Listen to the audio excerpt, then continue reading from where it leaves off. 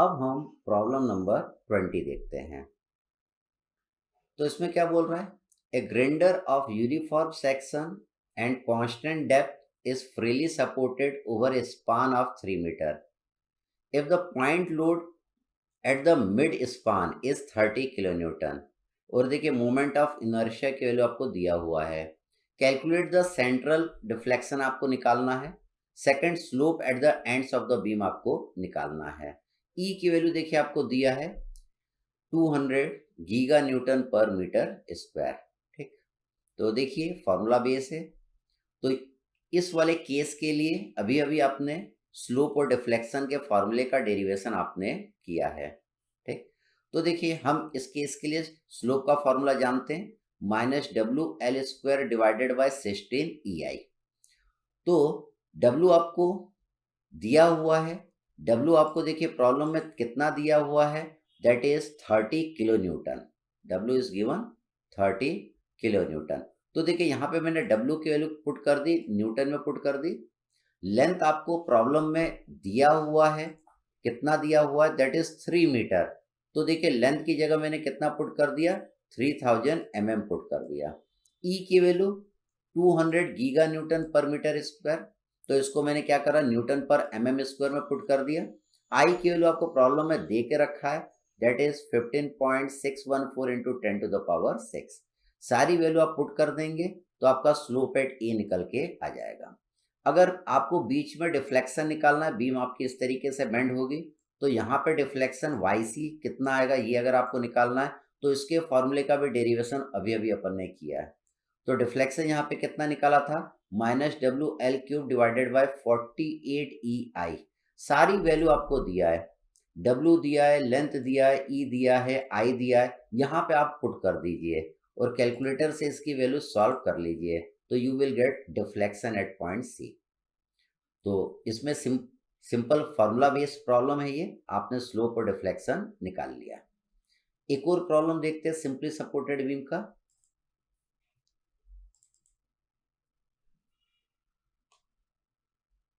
Problem number 21। देखिए क्या बोल रहा है, steel grinder of 6 metre length acting as a beam carries a UDL of omega newton per metre run through its length. I की value देखिए आपको दिया है और डेप्थ कितना दिया है, 270 mm दिया है। Calculate the magnitude of omega, UDL का मैग्नीट्यूड निकालना है, so that the maximum stress develop in the beam section does not exceed 72 mega Newton per metre square. ठीक है, ओमेगा निकालिए, मैक्सिमम जो स्ट्रेस है वो इससे ज्यादा इंक्रीज नहीं होनी चाहिए। सेकंड क्या बोल रहा है, द स्लोप और डिफ्लेक्शन निकालिए in the beam at a distance of 1.8 metre from one end. तो टोटल लेंथ कितना है, 6 मीटर, हमें कहाँ पे निकालना है, 1.8 मीटर पे निकालना है। ठीक, चलिए देखते हैं। तो देखिए इसने दिया हुआ है, पहला केस हम सॉल्व कर रहे हैं, मैग्नीट्यूड ऑफ ओमेगा हम निकाल रहे हैं। जब मैक्सिमम स्ट्रेस डेवलप, यहाँ पे देखिए कौन से स्ट्रेस की बात कर रहा है, बेंडिंग स्ट्रेस की वो बात कर रहा है। मैक्सिमम बेंडिंग स्ट्रेस किससे ज़्यादा नहीं आना चाहिए, 72 mega Newton per metre square से ज़्यादा नहीं आना चाहिए। तो देखिए हम बेंडिंग इक्वेशन की मदद लेंगे, M/I equal to sigma by y. तो M का वैल्यू हम जानते हैं, जब एक सिंपली सपोर्टेड बीम पे यूडीएल लगता है तो maximum value of bending moment आपको बीच में मिलता है। इसकी वैल्यू आपको कितना मिलता है, ओमेगा L² बाई 8। ओमेगा आपको निकालना है, लेंथ आपको दिया है क्वेश्चन में, तो लेंथ आपको कितना दिया था, 6 मीटर दिया था, इसको मैंने 6000 लिख दिया। तो M की आ गई वैल्यू, कितनी आ गई, 4.5 इंटू 10⁻6 ओमेगा। ओमेगा ही आपको निकालना है। अब आपको सारी वैल्यू दिया हुआ है, कौन कौन सी वैल्यू दिया है, देखिए M की वैल्यू आपने ओमेगा के टर्म में निकाल लिया, I आपको प्रॉब्लम में दिया है, Y कितना होता है, dy/2 होता है। तो यहाँ पे देखिए डेप्थ की वैल्यू आपको क्वेश्चन में दे के रखा है, डेप्थ कितना बोल रहा है, 270 mm। डेप्थ कितना है, 270 mm। तो 270 का आधा कर देंगे तो y आ जाएगा। y हम क्या लिखते हैं, d/2 लिखते हैं, आपने बेंडिंग स्ट्रेस में ये पढ़ चुके हैं। y कितना आता है, d/2 आता है। और ये देखिए ये स्ट्रेस की वैल्यू आपको दिया हुआ है क्वेश्चन में, कितना दिया है, 72 वैल्यू आपको दिया हुआ है, 72 mega Newton per metre square. हम जानते हैं mega Newton per metre square क्या होता है, न्यूटन पर एमएम स्क्वायर होता है, इसलिए यहाँ पे मैंने खाली 72 लिखा है। तो m की वैल्यू पुट कर दी, i की वैल्यू पुट कर दी, y पुट कर दिया, dy2 सिग्मा आपको दिया था बेंडिंग स्ट्रेस, इसको सॉल्व कर लेंगे तो you will get the value of omega. आपको इस यूडीएल की इंटेंसिटी पता चल जाएगा, वो आपका कितना आया, 3555 न्यूटन पर मीटर आया। अब इसके सेकंड पार्ट में हमको स्लोप और डिफ्लेक्शन निकालना है, 1.8 मीटर पे निकालना है। देखिए हमने जो फॉर्मूला पढ़ा था, जो रटा हुआ है वो सेंटर पे रटा हुआ है, स्लोप और डिफ्लेक्शन का बीच में कितना होगा, तो ये टोटल कितना आपका 6 मीटर है।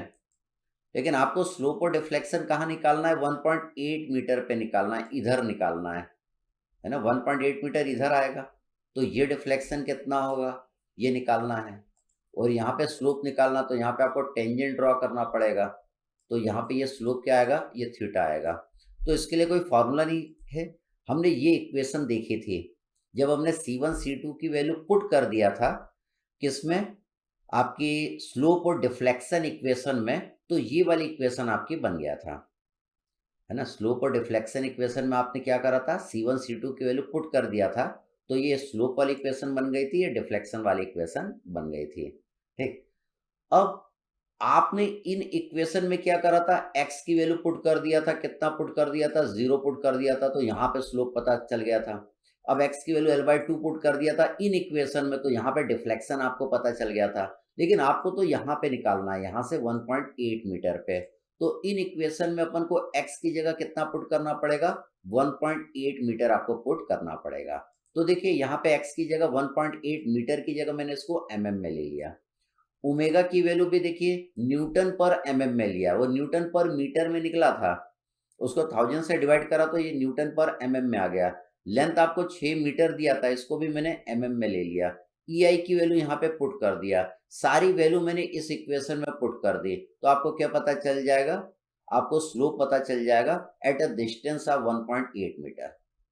अगर डिफ्लेक्शन निकालना आपको 1.8 मीटर पे कि यहाँ पे डिफ्लेक्शन कितना होगा, तो ये जो डिफ्लेक्शन इक्वेशन आई थी इसमें क्या वैल्यू पुट कर देंगे, और x की वैल्यू कितने पुट कर देंगे, 1.8 मीटर, दैट इज 1800 mm।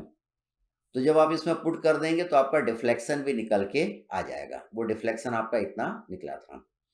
तो आपने जो फॉर्मूला रटा है इस केस में स्लोप और डिफ्लेक्शन सेंटर में निकालने का रटा था, जिसमें यहाँ पे, और स्लोप कहाँ पे निकाला था आपने, ए पॉइंट पे निकाला था, यहाँ निकाला था, तो यहाँ पे x की वैल्यू कितना पुट कर दी थी, 0 पुट कर दी थी, तो आपका स्लोप आया था।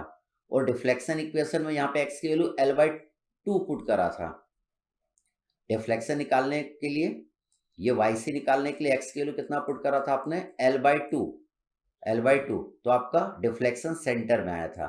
लेकिन आपको तो अब यहाँ पे निकालना है, तो आपको इस बेसिक इक्वेशन की मदद से उसको निकालना पड़ेगा। तो यहाँ पे आपका डबल इंटीग्रेशन मेथड कंप्लीट होता है। अगला मेथड में आपको मैक्लॉलिस मेथड पढ़ाऊंगा, जिससे मैं आपको स्लोप और डिफ्लेक्शन निकालना बताऊंगा।